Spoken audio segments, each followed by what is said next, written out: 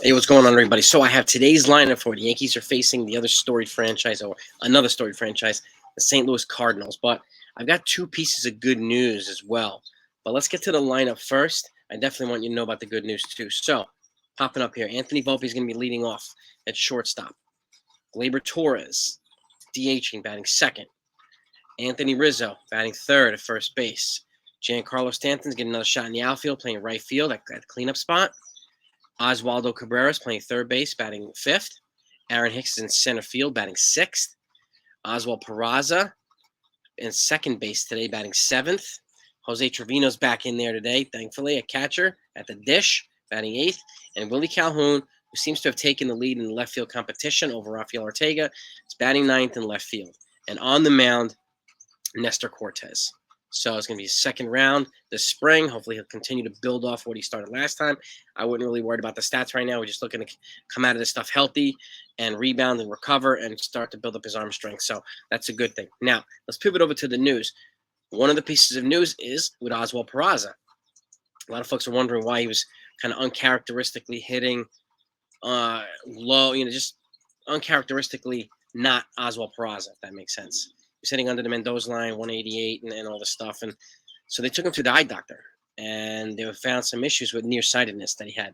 So they gave him some corrective lenses, and he's feeling much better now. He's feeling sharper at the plate and sharper in the field. So that's a really good sign. Again, I still think he's going to be the starting shortstop when the season starts next week. And we are 7 days. We are 1 week from opening day. 1 week, T-minus 7 days.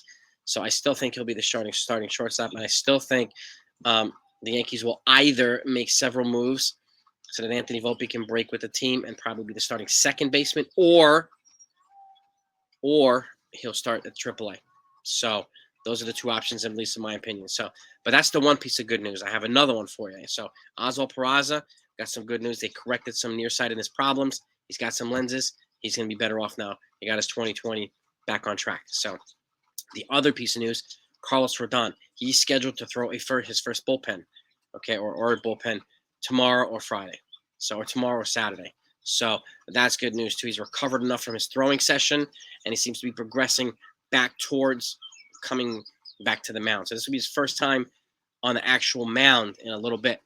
So the bullpen session is going to be on the mound. I don't know the specifics of it yet, but that's always a good sign when you get a bullpen session. If he recovers well from that, we'll probably get another one, and they'll start to transition him back towards building arm strength for the season. So they expect him to miss a little bit of time to start the season on the IL. We know this already, as well as a couple other players.